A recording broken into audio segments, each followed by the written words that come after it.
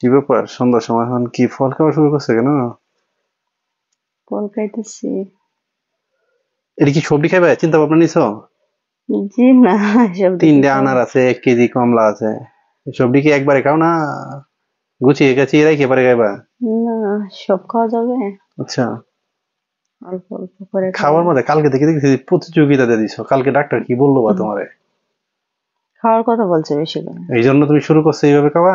জি। আল্লাহ, এই ডাক্তার জিজ্ঞেস করা দরকার যে ভাই আপনি যেহেতু বলছেন যে বেশি বেশি খাইতে তো কিছু টাকা দিয়ে দেন। বেশি বেশি খাওয়ার জন্য। আনার এখন যেই দাম, কমলারও যেই দাম, খাইবো কি মানুষে? খাওয়ার মতো কিছু না, কিন্তু ডাক্তার তো টক। বলেছে বেশি বেশি খাওয়ার জন্য। টক তো লাগবে, এখন কি আর সিজন? হালকা টক লাগবে। আমি খাবো না, খাও তুমি। নাও, একটা খাও। হুম। কিনে তো খাইতে হাত পাবি না, একটা দিছো খাই দেখে। না না, জীবনে খাও নাই, এখন খাও। ভালো মিষ্টি আছে। কিন্তু মজা নেই। এখন আনসিজনের ফল এমনই গো।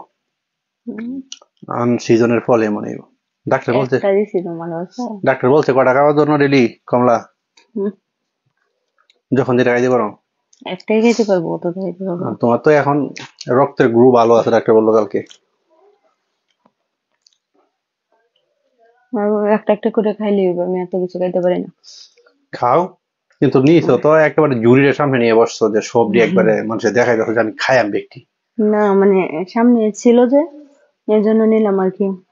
আমি খাইতে এত পারলে ভালো খেতে আছে। পারবো না, এত খেতে পারিও না। খাইতে পারলে ভালো আছে, আর এটা তো তুমি বইলো না যে তুমি খাইতে পারো না, না খাইতে পারলে তোমার এত বড় দেহ রয়েছে না, এই চিন্তাটা করো কিভাবে? মানুষের আরে বুঝ দিলে কি মানুষ বোঝা। বুঝ মানবো? খাইতে পারো দিকে শরীর ভালো আছে, এতে তুমি শুকরিয়া আদায় করার দরকার। হুম।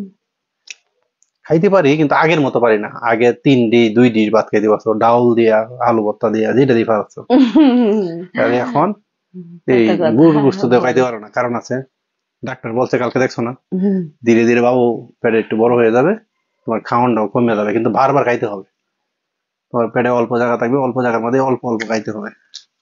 কমলা মজা না।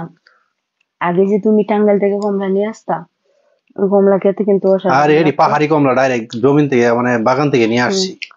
আর টাঙ্গাইল যখন ছিল তখন ফলের কিন্তু অনেক মজা পাইতাম, আর এখন আরে ফলের মজা ওই পাই না। আম্রপালি আনছি ডাইরেক্ট বাগান থেকে, কমলা আনছি ডাইরেক্ট হুম। বাগান থেকে, মালটা আনছি বাগান থেকে। এর আবার মানে কি রেখো, আনারস খেতে আরো অসাধারণ লাগছে, আনারসও কিন্তু আনছি বাগান থেকে। এরপরে আরেকটা আছে কি, আরেকটা কি আনতাম না, এই মালটা। অনেক জাতের ফল খেয়েছি সব ফল। টাঙ্গাইলের, কিন্তু সবকিছুই ভালো লাগছে। কিন্তু মানে এখন যে আমরা শহর থেকে কিনে আনা হয়, এখন ভালো লাগে আরে না। তুমি বুঝো না কেন, এই ফলের মাঝে ফরমালিন দিয়ে রাখছে কতদিন আগে।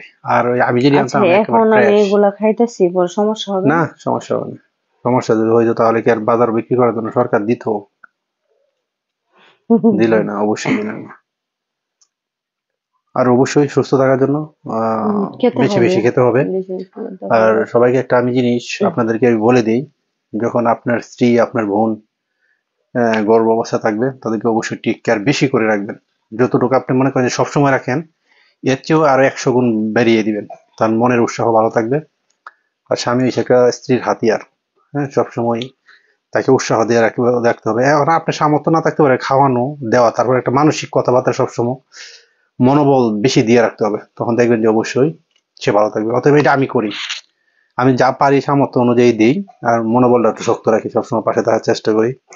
যেহেতু এখন সবকিছু ছেড়ে আসছে আমার কাছে, আর বিশেষ করে হচ্ছে এখন তো আমরা এখনকার যুগে বুড়াই হয়ে গেছি, তারপরেও আমার এটা দায়িত্ব, আমার উপর ফরজ সম্পূর্ণ আমি লক্ষ্য রাখা। এভাবে খাইতেছি কেন জানো?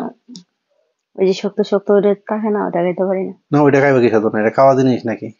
তো এইভাবে খাইতেছি। আর যে যেখান থেকেই দেখছেন অবশ্যই ভালো থাকবেন, নিরাপদে থাকবেন, আর আমাদের জন্য অবশ্যই দোয়া করবেন।